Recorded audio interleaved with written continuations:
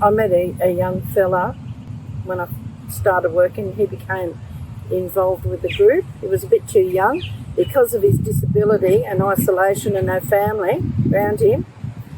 I helped him with getting a New South Wales housing place. So he's got a nice 2-bedroom place down in Blacktown near the pools, and we got involved with the Blind Society. Housing Commission kicked him off the list because he didn't respond. So we went in there and we advocated for him, and it took about 3 months, and he's got a lovely home that he can call home now, so he feels safe. So that was one of the big achievements, because he was actually living in quite a unhealthy place for somebody with low vision. Like, there was gaps in the steps that he had to jump from the steps into his doorway, holes in the floor, and he was paying a pretty high price rent at the time. And that was one of the big achievements, getting him settled. But yeah, because his family lived in Queensland and that, so they were around a little bit. Only Deb and myself, we've got one of our clients, she's wheelchaired, and her brother passed and he was living in Tamworth. She had no means of getting there, so we were lucky to get transport. We were approved to go, so we jumped in a vehicle, we went to her home, we picked her up, we drove for 5 hours up to Tamworth. We located her in one of the accommodation of one of the motels there. We settled her in there. We had the option to stay, but we jumped back in the car once family members came to, assist her. Once we were gone, jumped back in the car to come home.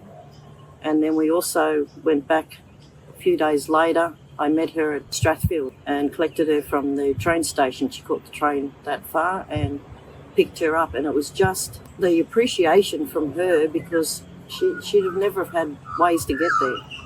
So yeah, that was it was an impact for her and us, to do something outside of what wouldn't have been done otherwise. I helped one fella. He was brought up with a family in Mount Druitt, and he didn't know what happened, and he didn't know what happened to them. So he grew up with them as kids, as an extended child in the family. And I knew the family, so I got him in contact with them after like 30 years. Yeah, so they call it the Koori Grapevine. Everybody knows everybody. Yeah, so that was good. I used to go into the prisons, and I went out to a prison out at Windsor, and there was an Aboriginal lady. She couldn't speak our language, only her language, and she come from Northern Territory.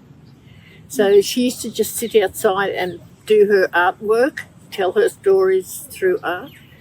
But she couldn't talk to anybody because she didn't know our language. So when they let her out of prison, they just let her out locally instead of taking her back home. So we, as a little group, we were going in there. We got there and we told them, next time she gets released, you've got to get her back home to her country. So she'd be safe, because down here, every time they let her out, she would just get into trouble. So it's only a matter of connecting with people and trying to help them. We have a lady that this is through the telephone programs that we go and do the home visits with, and she's in a wheelchair. Again, she's got no family. She wanted a dog. I got offered a dog and I didn't want the dog. So she said she'd put her hand up and get it. So this dog came from about 5 hours travel away, and it's been a lifesaver for her. It was a working dog, but the dog wouldn't work. But apparently now she does. When she sees the sheep on the TV, she gets up there to run with them. And it's been a lifesaver for her. The dog's name was originally Cindy, but she called it Veranda, which in her language is beautiful. And she's taught the dog, because it's a clever dog, she's taught the dog to walk backwards when she needs to turn her wheelchair around. So she'll say Veranda backwards, and the dog walks backwards and gives her room. And she said to me the other day, I don't know what I would do if I didn't have Veranda. So the dog got saved and she got saved.